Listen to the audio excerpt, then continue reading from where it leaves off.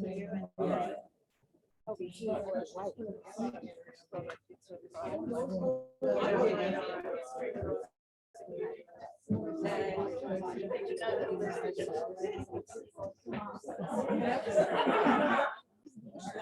hi everyone and welcome. We'll be starting very shortly, so if you're still at the bar, please come on through and grab a seat.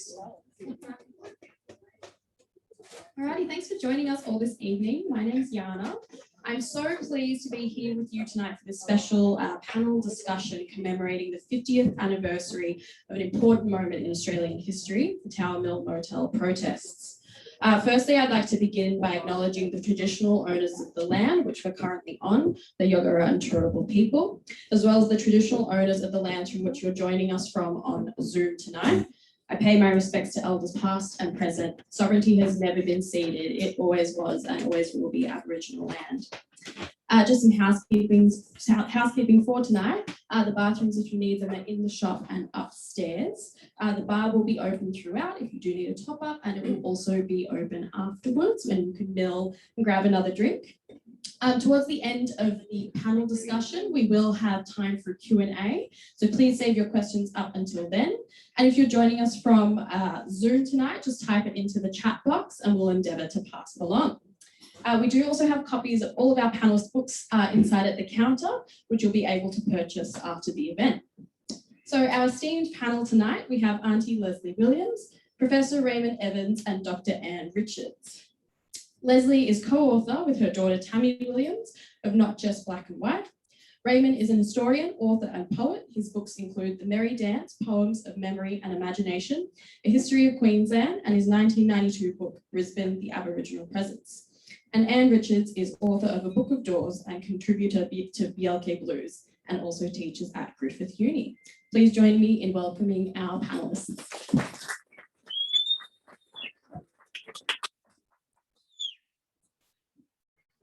I'm sorry, everyone has a younger sister.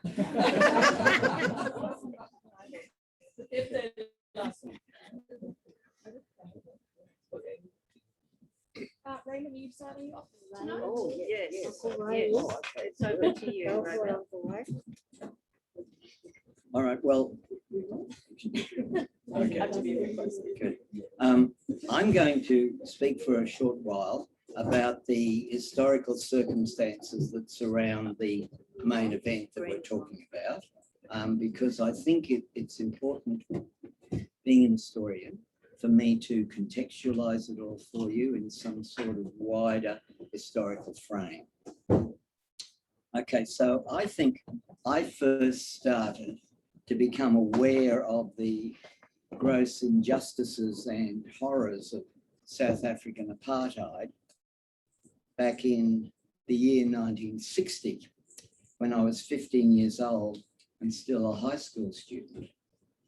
Because on the 21st of March 1960, just before my 16th birthday, around 70 armed police with submachine guns opened fire upon a peacefully protesting crowd of black South Africans at a place called Sharpeville. Thousands of these protesters had marched to the local police station that day, leaving at home their hated passbooks or Dompass and demanding to be arrested. The demonstrations across several segregated South African townships had been organised by the Pan-Africanist Congress, the PAC. The plan was to overflow the prisons and grind, they hoped, the oppressive system to a halt. The people were chanting, Iswe Lethu, meaning our land, when the police, without prior warning, opened fire on them. Over 700 rounds were fired in 40 seconds, and around 250 people, many of them women and children, were killed or wounded. About 70 were wounded. At least 150 were shot in the back as they tried to flee. One eyewitness wrote, some of the children, hardly as tall as the grass, were leaping like rabbits. The South African authorities were remorseless in response. They simply said, for them to gather means violence. If they do these things, they must learn their lessons the hard way. But the atrocity resulted in huge demonstrations, marches, riots, and strikes by Africans across the country. A state of emergency was called. Around 18,000 people were detained. And this rolled on across the world. There was almost universal condemnation, and for many countries, South Africa came to be seen as a pariah state. But I say almost universal because in Australia, Prime Minister Robert Menzies refused to condemn the Sharpeville massacre. At an earlier time, he had described the visits of the all-white South African cricket team as, quote, precious. He visited South Africa in 1953 and 1957 and called for closer economic and cultural ties. The South African leader, Verwoerd, described Australia as, quote, the best friend South Africa has. Now, as I said, I was still in high school, but I remember feeling sickened and outraged by the stark black and white photos of the massacre that I saw in the local press and in Time and Newsweek magazines. So I was starting to become aware, of world politics through that event. And so were some other Australians. Trade unionists protesting the massacre were arrested in Sydney. Indeed, as early as 1957, women in the Australian clothing unions were protesting against apartheid. 1957, wharfies and seamen here embargoed certain South African ships from 1959, causing rejoicing in South African black townships. But Australia generally continued to ignore the United Nations sanctions that were called against South Africa throughout the 1960s and into the 70s. By 1970, Australia was South Africa's fourth largest trading partner. And overall, 2/3 of all overseas investment in South Africa came from British regions. Companies such as BHP and IXL, the fruit company, were deeply involved in South African activities. So any calls for economic sanctions and boycotts were being stoutly resisted. There was too much money being made. But in the area of sport, we can see the international noose starting to tighten around South Africa. It was banned from the Tokyo Olympics in 1964 and then fully expelled by the International Olympic Committee in 1970. Also in 1970, it was ejected from the Davis Cup, and the South African Cricket Tour of England that year was called off after spirited demonstrations that occurred in Britain in 1969. The previous year, 1968, the UN General Assembly had called for sports boycotts to begin in most nations. But down here in Australia, where, as the song goes, nothing changes, not in a hurry anyway, sporting connections continued. However, small though determined groups of activists were now beginning to contest and thwart those sporting ties. For instance, in 1970, the year before all this happened here, at some swimming selections in Sydney for the South African Swimming Carnival, protesters threw black dye into the pool, stopping the competition. During 1970 and into early 1971, there were small guerrilla-like protests against netballers, tennis players, and the visit of the South African golfer, Gary Player. In May 1971, just 2 months before the South African rugby union players, the Springboks, arrived here, 600 protested at a surf and life-saving life-saving carnival involving South Africans. The protesters were attacked in turn by uniformed Nazis. The Springbok tour of July and August 1971, however, was going to be the litmus test for the growing Australian anti-apartheid movement. On the one hand, it was to be the first nationwide concerted anti-racist mobilisation in Australian history. On the other hand, it was equally the most unpopular mobilisation ever, more unpopular than opposing the Vietnam War at the time. In the opinion polls in Australia, only 7% of the respondents supported the demonstrators, 7%. The other 93%, orchestrated by the mass media and most mainstream politicians, kept reiterating the most ludicrous, hypocritical and infuriating slogan I think I've ever heard: sport and politics don't mix. Because of course, Prime Minister Vorster of South Africa, who actually had been a Nazi sympathiser, was using his all-white rugby team as political ambassadors for apartheid. And as I would later write in the book Radical Brisbane, sport and politics don't just mix, they do handstands, cartwheels with each other from one end of the tour to the other. In the name of sport, Prime Minister McMahon provides the Springboks with RAAF transport when the commercial airlines facing disruption from the transport unions shun them, as well as accommodation at the Enoggera Army Barracks for the hundreds of extra police, swollen to 900 police in Brisbane, that Premier Bjelke-Petersen brings into the city. In the name of sport, also, as many of you know, the Queensland Premier declares a state of emergency.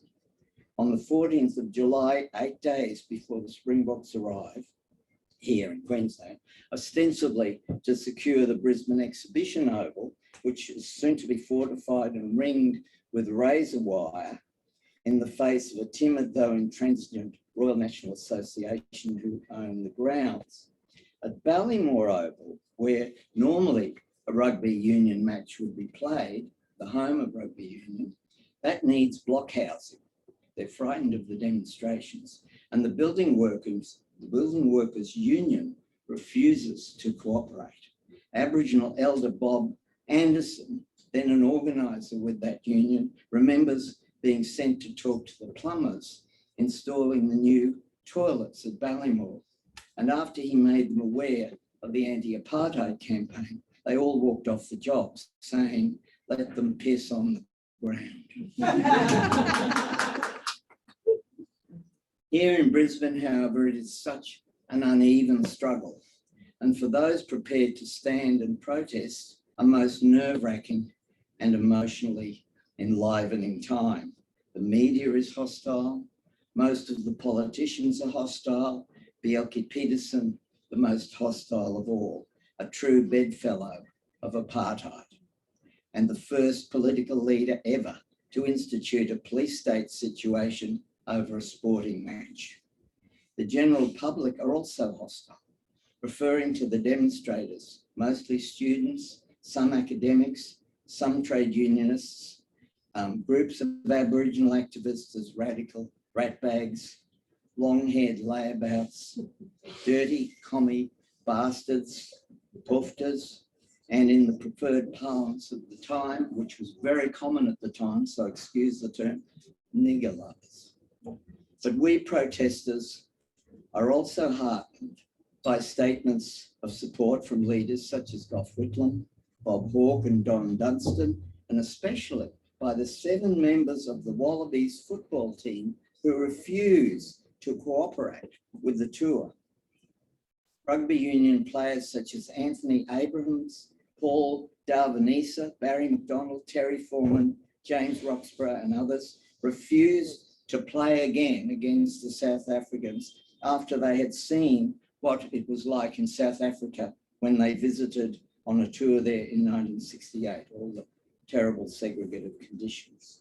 Also, we had the visit of Sekai Holland, the daughter of the first Black African Member of Parliament in Zimbabwe, dressed in her arresting, stunning African colours, a great inspiration to all who heard her speak.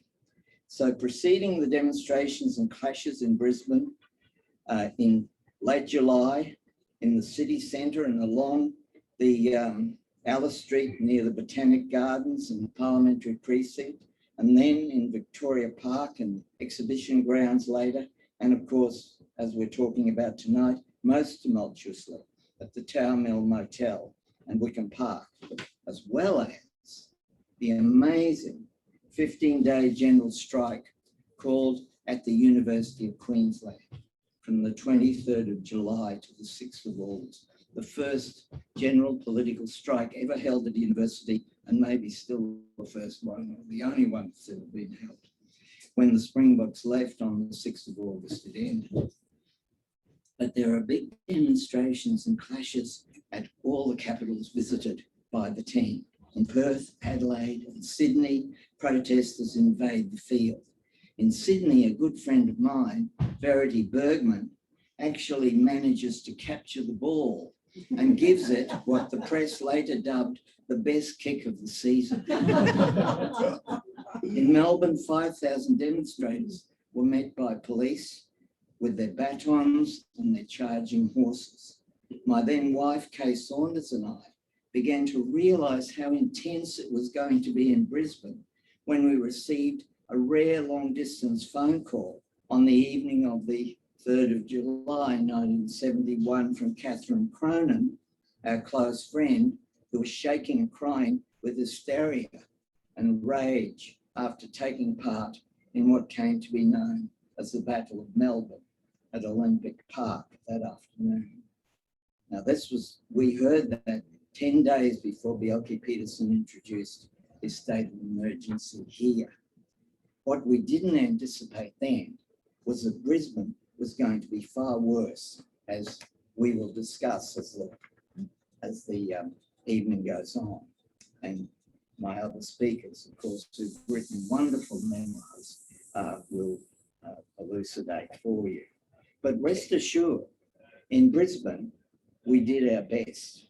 And as Meredith Bergman, Verity's elder sister, who was arrested 10 times down in Sydney during this debacle, has recently stated of an exhibition that is being held in South Africa now, of all this protest in Australia, it's being held in South Africa.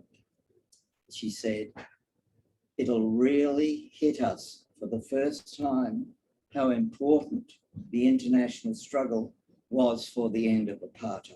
It is really the great international campaign of the 60s and 70s because it actually worked.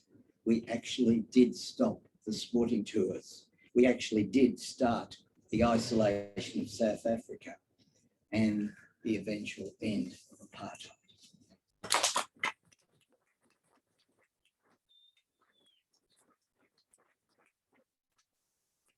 Thank you, Raymond. That was brilliant.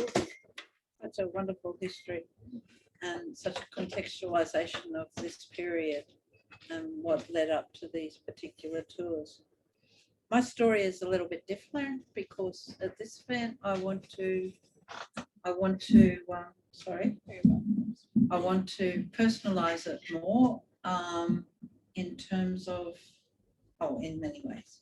But firstly, I want to thank everyone for coming and say we love that you care enough about this particular story of the Springbok tour 50 years ago that you have come out tonight. My thanks to Aunty Lesley and also to Raymond for coming, and my thanks to the amazing Aunty Sandra, who is very special to me, who looked after me as a young girl. And it's with this personal story that I want to start tonight. My search for alternative truths started early. When I was 9, the Cuban Missile Crisis threatened nuclear war. I was 11 when President Kennedy was shot, and it seemed that the world went numb, a part of itself lost. But a few years before that, a part of my own world went missing. A beautiful Aboriginal girl from Cherbourg who did housework for my mum, and my mum had 8 kids, so a bit of help was, Sandra did amazing help, she was extraordinary. but she disappeared in the middle of the night. Sandra was my first hero, my storyteller from a different world. Sometimes I convinced Mum that I was sick so I could stay home and hang out with Sandra. She taught me how to jive. We'd dance across the white kitchen floor and laughing because I was clumsy and she was just so good. When she left, I found a short note saying, "Sorry, but I have to go home with my sister." I cried when I found it. I wanted to find it, but I didn't know where Cherbourg was. I couldn't find it on a map. My mum tried to explain to me that things were complicated, and it was the first time in my life that I did not believe her. So that's probably why I was already paying attention when Martin Luther King and the Freedom Riders were reported on the news. I watched the civil rights protests and listened to King's speeches, the words searing into my space. In Australia too, Charles Perkins and others were staging freedom rides through New South Wales, challenging apartheid in all the country towns, the swimming pools, the bars. Many of us were searching for alternative answers to questions that had never been asked by the youth of this unsure nation. I headed to uni in '69, and I discovered that students were actively listening to debates about political and social issues at public forums. This didn't happen around Brisbane. The crowd would spill across the street, students sitting on fences and rooftops to be closer to the action. There was a constant stream of demonstrations against the Vietnam War, for civil rights in Queensland, against big business influence on government, and against the merchants of war. After several years of Vietnam protests, the government announced the South African football tour of Australia in 1971. It was the magnesium flare for another coordinated national protest. South Africa was a nation governed according to the colour of a person's skin. This invitation to the football team was sent despite UN trade sanctions despite UN trade and sporting sanctions, and despite Australians' official endorsement of the International Year to Combat Racism, which McMahon had signed. But most Australians were ignorant of apartheid and convinced that sport and politics should be kept in separate compartments, like black, yellow and white South Africans. At UQ, preparations leading up to the Springbok tour was intense, with forums and teach-ins, learning from local elders such as Udjuru, Pastor Brady, Dennis Walker and the Watson family. We were organised and ready for mass action. Springbok tour was an opportunity, a very new and special opportunity to embed a black rights dialogue into the political conversation of this country. But even before the tour started, Premier Joe announced a month-long state of emergency in Queensland. At this time too, the major event for me was, as Raymond referred to, the address by ex-Wallaby Anthony Abrahams and Zimbabwean activist Sikai Hollands at UQ. Abrahams had toured South Africa with the Wallabies and was appalled by apartheid and the brutality he witnessed, and he took a very brave stand. He was one of 7 Wallabies refusing to play against the Springboks. To our politicians, this was a national disgrace, and it was pure rebellion. Over 1,000 students jammed in to hear that talk on apartheid. Sikai Holland in her full African dress was inspirational. Her colours flying, she was articulate, passionate and challenging. She spoke of the forced removals of black from their land, the squalor of the relocated shanty towns, the random identity checks that resulted in prison and torture, and the horror of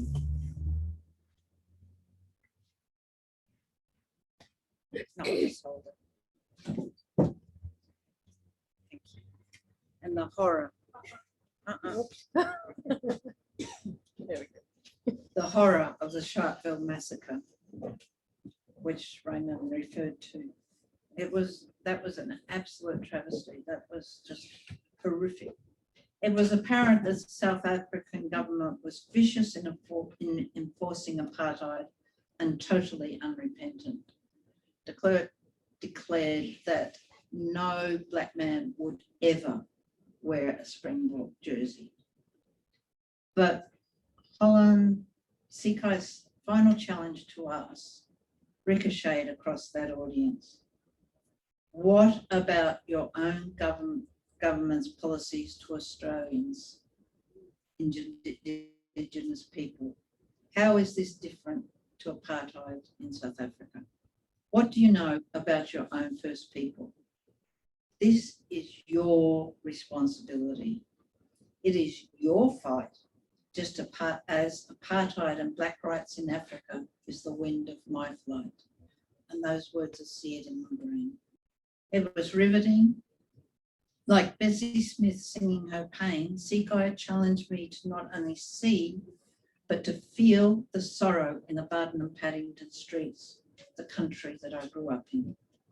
Premier Joe's actions and his law and order campaign led to ongoing brutality in the streets of Brisbane. Police charged and arrested demonstrators, but the protesters kept returning to the Towel Mill Hotel where the team was staying. The brutality was on another level that we hadn't experienced before. It was a siege outside that Towel Mill, a siege of the Springbok players, and the unions played a great role in this. They refused to supply the hotels with alcohol if the Springboks were staying across Australia. But the protesters, but we were under siege as well. Some of you were there, running through that park. Many have heard of the violence of these protests. But this is a good point where we want to personalise this. This is a good point to change focus and shift to Aunty Lesley's personal story of the Springbok footballers, which is a unique and powerful story. And she wrote about it in her own wonderful book.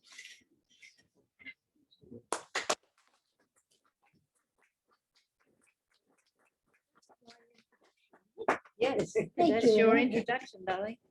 Good evening, everyone. Good evening. Good evening. Right. Manyao Thuru. That's the greeting from my grandmother's country up at Winton, the Koa Nation. And we've just starting to find all our history and learn about it. Now, some of you, I'll start off by, first of all, acknowledging the traditional custodians on this land where we're all gathered here tonight. Can anyone tell me who they would be?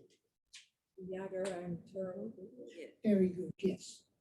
That is excellent. So, and I know the elders are with us because that since with the demonstrators, they're watching over us now. They're sitting beside you, and their spirits are. They want you not to forget to pass on the message, what happened 50 years ago. Right, some of you probably wondering, what the hell am I doing here? Because I know you all were protesting because of the Springboks and what Joe was doing. And I thought, where does this little blackie fit in?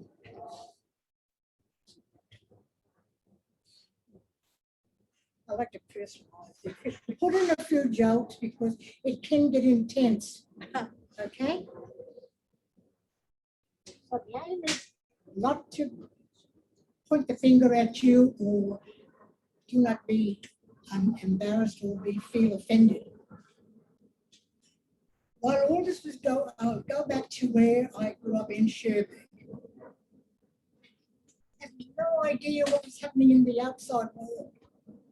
Same with my sister Sandra, who worked for Annie and her family. I didn't know Sandra was down here working for this white family. I didn't even know my mother and my father and my grandparents worked for white families till it came my turn. While growing up there, it was a closed community. We had to get permission to come in, and permission was granted from the big director or the chief protector back then, the name title changed, director, to enter. Some of you probably didn't even know this place existed. Would that be correct? Show of hands. You didn't know back then, 50 years ago, that this place existed? Would that be correct? Right? So that was the majority of you guys. So, and at the same time, we knew about the outside world and we weren't allowed out unless we had a permit. And we had to state the reason why we want to leave and the time frame. Cut a long story short, I know I've got used. No, we're not timing, darling. She's told me 7 minutes. Take longer. No, of course, No, I'm you can take kidding. as long as you want. I have to wait. You too. Right, okay. So then I was, because we were just had limited schooling, but the emphasis was on training us to be domestics. Because there was demand out there from the white fellas for young Aboriginal workers to come and work, look after their children and clean their homes for good domestics.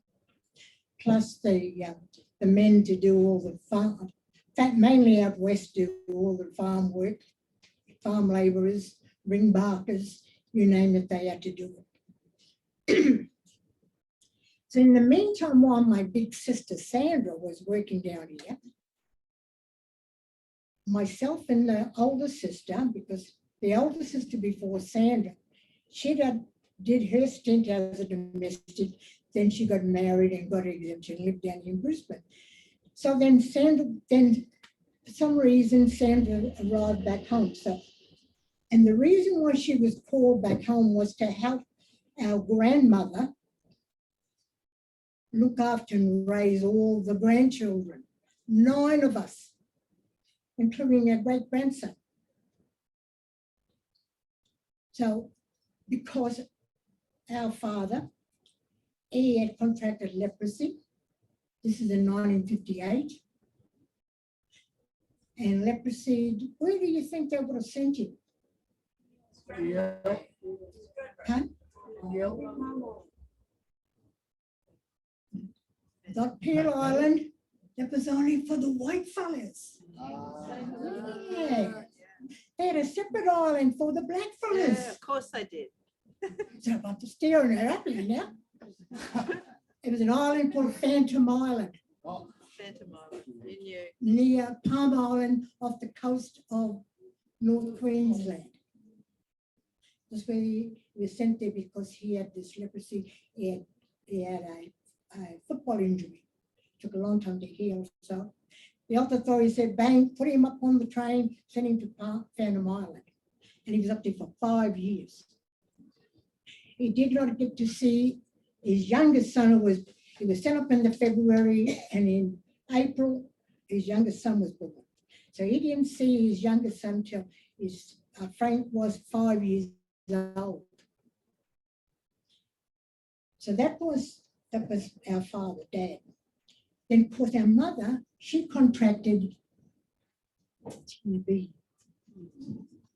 And there was a special hospital built at Sherbrooke for the Aboriginal patients suffering from TB. So she was isolated in this hospital. And it was our elderly grandmother who was looking after raising all his grandkids.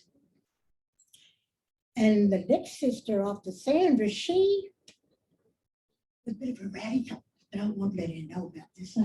She'll probably punch me up when she find out. She lives out of Acacia Ridge. Anyway, so that was the call then. Granny was struggling and I was the next one down, the oldest, third oldest, and then all the younger ones coming in afterwards, including 2 young toddlers, their great-grandson and our younger brother. That's why Sandra, and to this day you didn't know, did you, Annie? Why Sandra? She thought, you probably thought she disappeared, took off in the middle of the night. And she was authorised by the department over where you've got near this big humongous building going over across the river, near the Tower of Power. Beside there. What's this other big building going on? Queen's Wharf, hey, it's going to be fabulous. What do you reckon?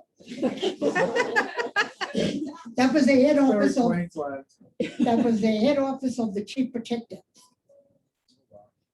So it was through him, they direct letters that go out. So that's why Sandra was recalled back to Sherbrooke. So in the meantime, then as I got older, as you would read in the book, I procrastinated about being my turn to come to be sent out as a domestic. And the reason being, because word has spread around. Oh, I've got this deadly young black woman. She's looking after my kids, helping me raise my kids and looking after my health. Where did you find it? Oh, ring up this office. This is what people did. Spread like wildfire right across the state, not only in the city of Brisbane, throughout the right far west as bloody Augathala, Cunnamulla, throughout. And at one stage, because it was so popular, and in the my sitting in the front too, she would have read in the annual reports, because the demand for this labour, the demand outnumbered the supply. But lo and behold, that didn't save me. I was then sent out to work in 1964, not having much education. I was taught to do as you were told. So that was a stint out west, upon the mind in Taroom. Lo and behold, I was sent down into the big smoke in 66. And then in this moved around to work for different people. The lady I worked for at Clayfield, beautiful lady. She's looking down there. Yes, I'm proud talking about you. We became good friends. She only passed away last year. We weren't my boss or I'm the maid, we were friends. And that's how she introduced me. What? That's right, it's your my friend. What do you reckon? You reckon that'd be good? You'd feel good too, wouldn't you? Anyway, I'm leading up now to when this big event was happening. I heard about it, didn't pay much attention. I wasn't allowed to talk about it or wasn't allowed to ask questions. So when I don't think my uncle Raymond behind me was aware that that's where I was working. You aware, Eddie? Yes, all of this protest, all these uni students and these union people. This little blackie wandering around this humongous big mansion, looking, helping and looking after the place. And it turns out the owner, this is Andre's third marriage, she married him, he was a stockbroker. And I find out just recently that he had close connections with Joe. And because of all the demonstrations, I was aware of it. I heard, bits and pieces. Decided to host a function for the Springboks at this place. It was catered for, and the function was for the Springboks, give them some entertainment. I'm being pissy now, okay, Catherine? Pick up my mate picks it up. She's laughing. A friend Helen, she'll ask a question. Anyway, my role was to go around this huge place, and it was catered for. We had waiters, and it was had all of these lovely white, we have that here, young single socialites, women. They were there to be there when they were putting on this event for the Springboks. And of course, while I was doing the round out the garden, I was collecting the used dirty glasses, take them in the kitchen to be washed. I can see it to this day. I still can see it, and I remember this vividly. In the shadows of the garden, standing back out of the lights, were all the secret police in the special gear, standing there under the trees, watching, in case these radical. If we'd known, we would have. If I'd known, you told us, come on up, join in the party. So yeah, that's personal touch to the story. But I had no idea. I can just see them there. I said, what the hell they're there for? And because I talk about it, mentioned in the book. They were there because they were terrified of these rat bags coming out at the front to protest.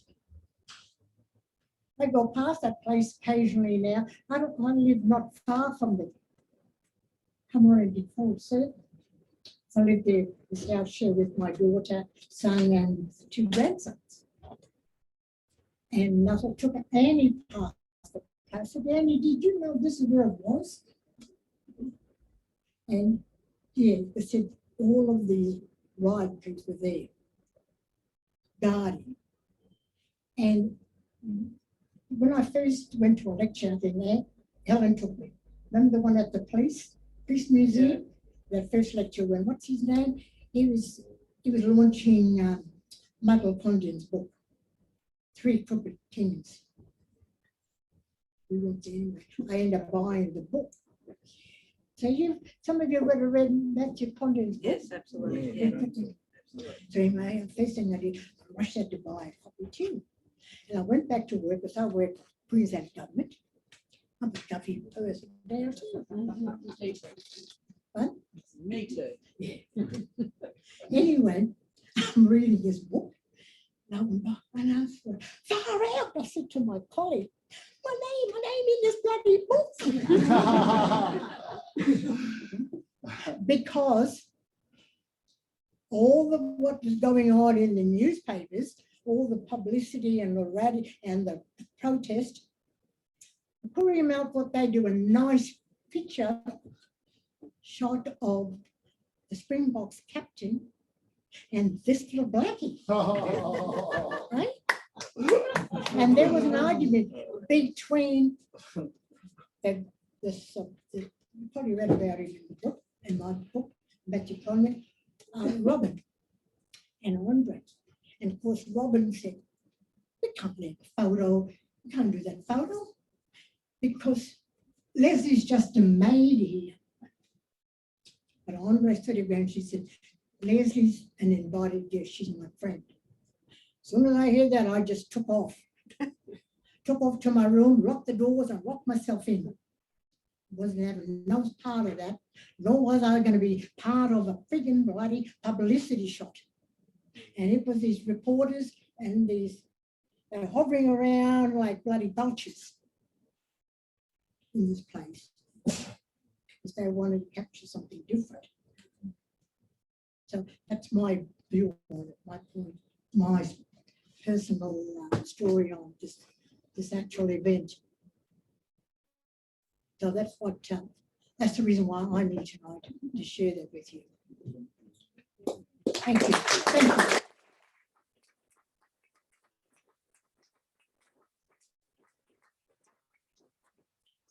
Thank you so much, Leslie. I think Raymond did a brilliant job giving the really intense early history of the rise of consciousness about what was happening in South Africa, and how that sort of grew in intensity in Australia and amongst the young people particularly, and in Australia. But also the amazing thing was that through those protests and through the challenges that we were faced with by C.K. Hollands and Anthony Abrahams, young white radicals were challenged to actually listen and engage more and more strongly and more humbly with the stories of our First Nation people. And the alliances that were formed then formed a basis and grew and formed the basis of what grew into what we've witnessed over the last couple of years as the Black Lives Matter protests, which I think are absolutely, may they grow and multiply because we need more and more voices on the street to still face the issues that are continually confronting our First Nation people and their rights and their sovereignty in this land that we invaded.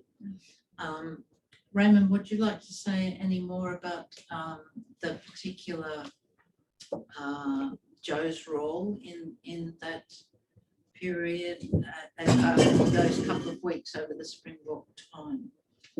Well, I'm thinking about a lot of different things as I'm listening to you two speak and thinking back to those days. One of the things that's very interesting to me is the fact that as young people and as young white people and as, you know, budding radicals, we were more engaged with what was going on in South Africa and more engaged with what was going on in the American South than we were about what was going on here in Queensland. Yes, You know, I mean, as you said, have you heard of Cherbourg? It was years later that I realised about Cherbourg. I thought Cherbourg was just a town in France, you know, with umbrellas. You know, they'd film umbrellas at Cherbourg. There's a place in Queensland called Cherbourg. And, you know, the discovery of that was probably one of the great legacies of this particular period. I mean, I got into it a bit earlier myself because I'd started doing research work at the University of Queensland on a thesis about early frontier relations in Queensland in 1965. But even then, I'd come to that study through studying the African American struggle the year before and writing a thesis about that. You know, it was a follow-on. We were not alert to our own history and the apartheid system, you could say, you could call it that, that existed in Queensland. And very, very brutal system, comparable to South Africa. Indeed, in 1975, Helen Suzman, who was the only white South African parliamentarian who opposed apartheid, and the parliament came here in Queensland, and she spoke to people like Bjelke Petersen and leading politicians, and she said, if I closed my eyes, I could have been listening to the most right-wing politicians in South Africa. And she also said the conditions that Aboriginal people are living in Queensland that I have witnessed while I've been here are far worse than in these segregated townships of South Africa, 1975.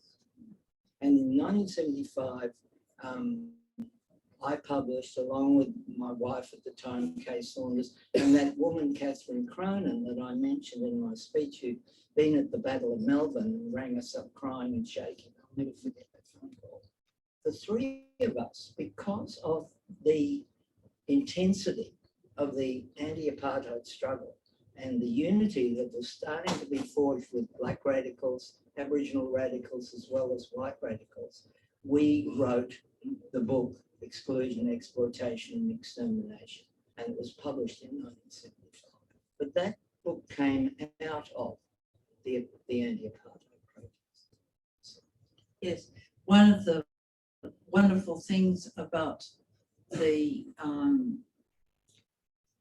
camaraderie of both facing the force of Joe's police together, the white and the black, was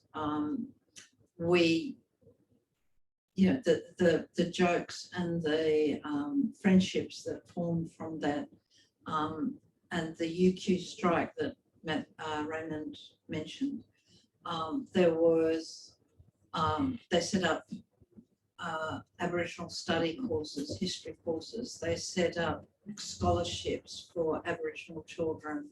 They set up in the medical departments sort of researching and ways to include and to improve conditions for Aboriginal health. The Aboriginal Legal Aid Centre was set up with Dennis Walker and Paul Richards, which was absolutely extraordinary. Also housing things were looked at, but a lot of intense action and very positive action came out of those grassroots things, and nobody had any money, but everybody learned how to do something with their passion and with what they'd learned over that period. So it was absolutely a pivotal time for Queensland. And the brutality of the police over that period, I can remember going back to campus after being beaten up and running through the park with Ellen and being thrown over the walls and all that sort of thing at Wickham Terrace, which was not a pleasant experience. But what came out of that was an amazing determination to change what was happening in this country, and amazing alliances across all sorts of disciplines and all sorts of groups of people. And you know, Lesley, would you like to say anything about that? About, did you experience anything of that? I know I once again, I would just love to thank Sandra, Leslie's sister, who was my storyteller when I was 7 to 9 years old, 6 to 9. And there was something that she planted in me. I don't know how it happened, but she was an amazing person, as is Lesley, and I give thanks to her family for the richness that they've brought into my family.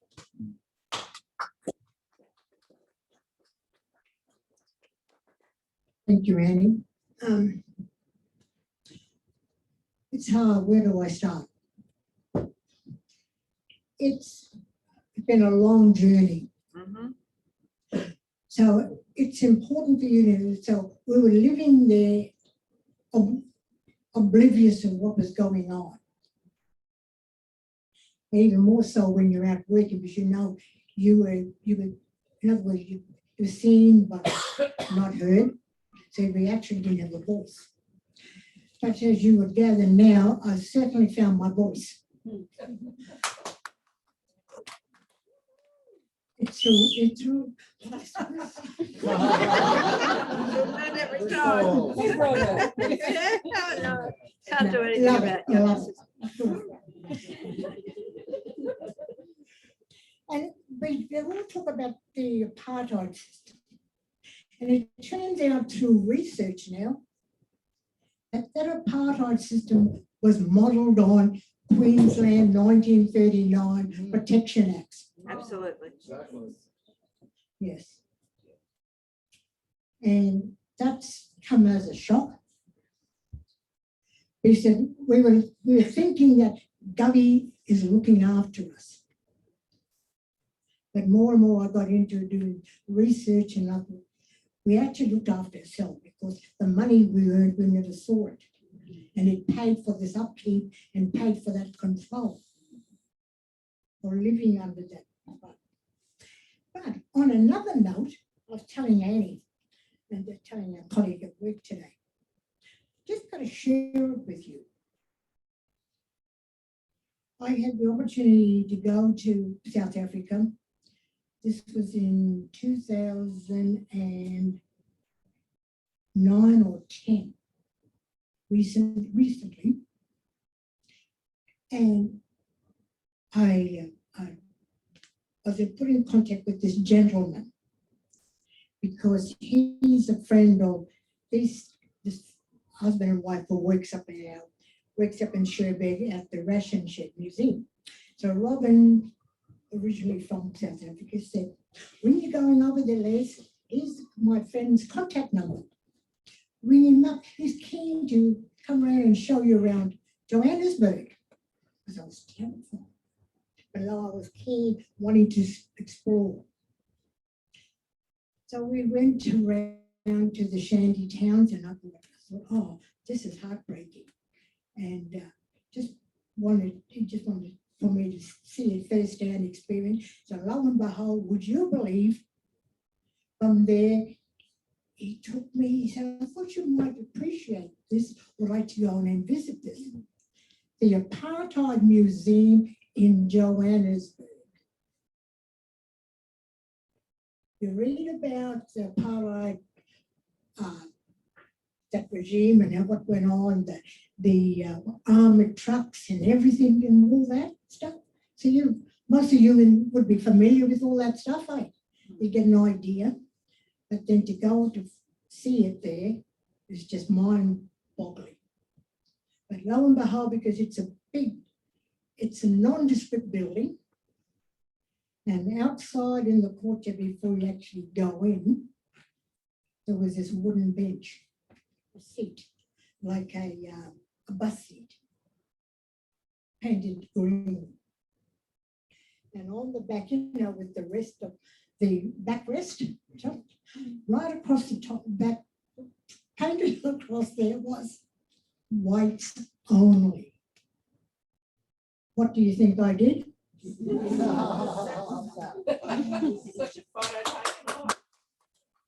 Where it had the name stretched out. Talk about a big note, all right. So then he said, take photo of me. I've got to track him down to get that photo. Anyway, then we went in the entrance.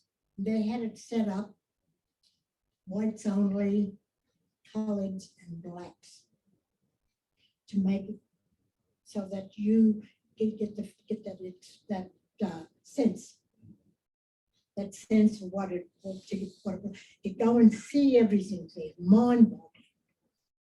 Because I was overcome by all being there and seeing it all. So it was only a short time because he wants to take me around and show me, take me to different events. So we had a quick look. And I promised him, I said, I'm going to come back. I'll come back and spend more time in. So the next place we went to, he wanted to take me to, was the Johannesburg cricket ground. South Africa was playing New Zealand test match. I said, I wish this was Australia. So anyway, went in. Guess where he took me? Pardon? The white section. To the corporate box. Yeah. Sitting up there, this little blackie there, being waited on. Little did they know was waiting on me where I've come from, see? And I thought, this is good looking there. Didn't care what was cricket, just enjoying the nice sandwiches and the salads. So That was my experience of going there. See how it all turns around. And then to go down to Cape Town and go over to Robben Island and visit Robben Island. And in particular, went into the cell where Nelson Mandela, that was his cell. So you can, you have no idea against what was happening. Is it open doors? A book of doors. A book of doors, sorry. Just goes to show that lots of doors can open. And in my journey now, since that time back in when I was a young, shy person in Clayfield when all the Springboks were there, to now being radical, because I knew what I wanted to campaign for, and then be able to then utilize what I've gained by researching and finding, getting all this information and being passionate and driven by this injustice. So I can look back at that, but at the same time, it's thought, now, this is how we were treated.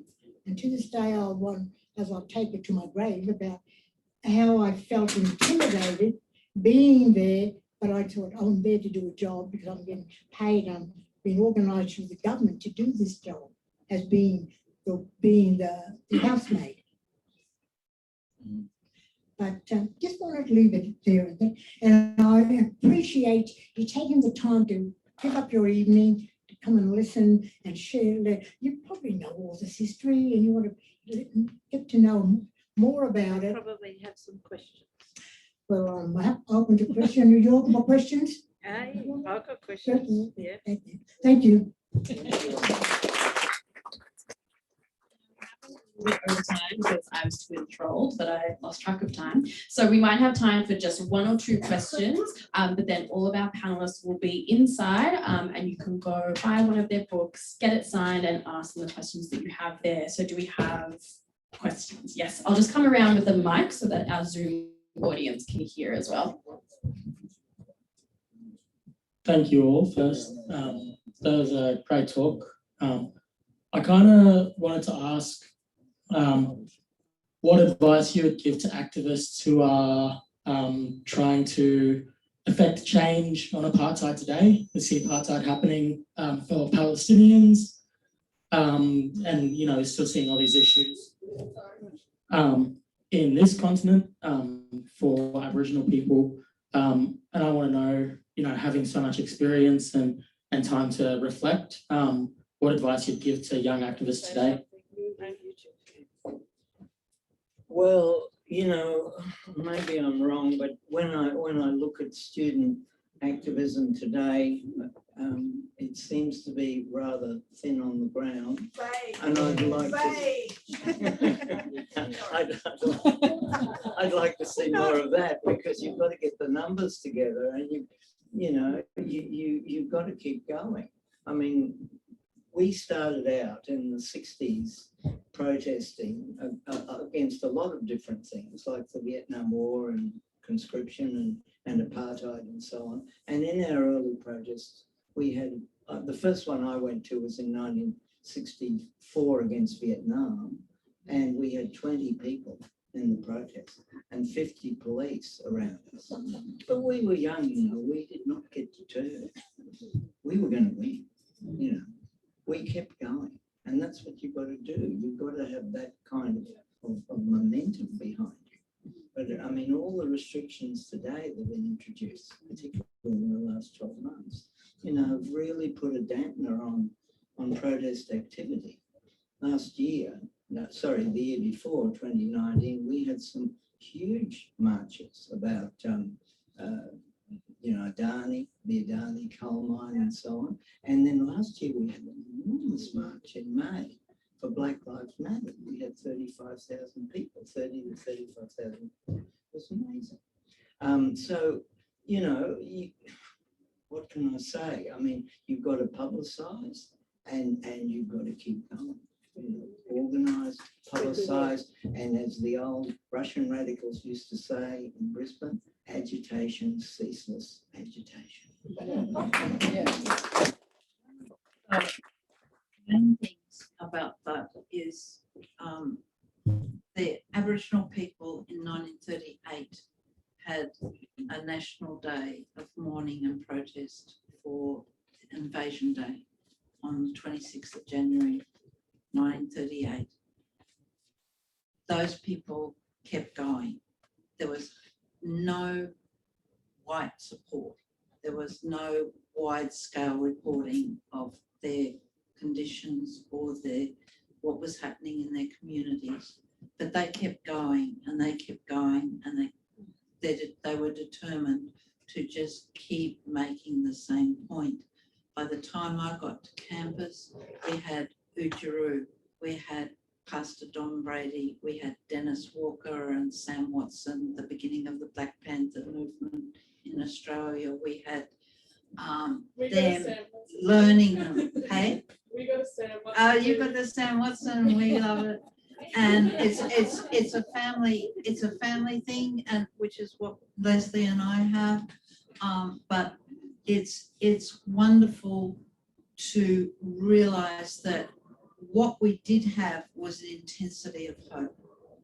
We had an intensity of hope that somehow, someday, what we were saying would make a change, and make a change across the country, and make a change in the minds of our fellow people, in the minds of our brothers and sisters and our cousins down the road. That determination and intensity of hope, and to never give up. That's all I'd say.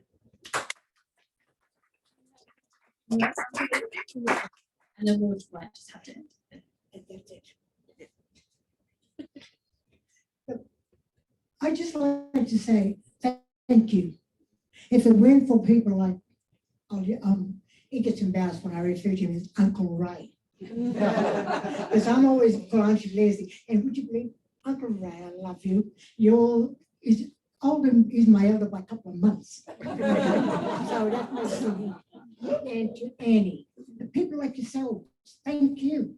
Yes. Because you were there right at the forefront. You knew this was happening. And this was happening. If it weren't for you, all these changes wouldn't have come about. And I hope the Springboks went back to South Africa, the child tuck between your legs. Yeah. Yeah. Thank you.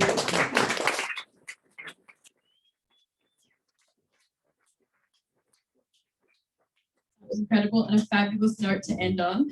So as I said, if you make your way inside, the bar is still open, and we'll have Aunty Lesley, Anne and Ray. Their books will be available at the counter, and you can pop in and have a chat as well. Thank you again.